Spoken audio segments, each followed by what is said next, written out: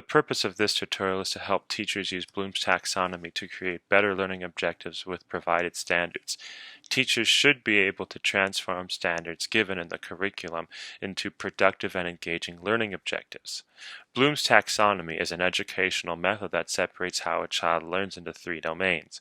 The first domain is the cognitive domain. This domain focuses on the development of intellectual abilities and skills. Students develop this by learning from more traditional means like teacher-directed lessons, reading, or gathering information from a media source.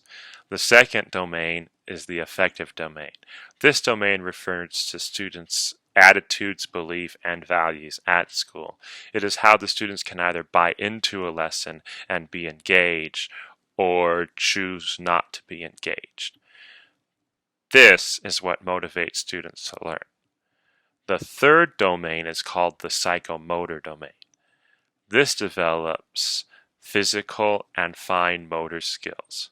A learning objective that engages this domain will allow students to move around and use their motor skills, like creating a craft or some sort of model. A good lesson objective leads to the creation of a lesson plan that engages students in all three domains: the cognitive domain, the affective domain, and the psychomotor domain. Engaging all three domains will create the best outcome for students in a classroom.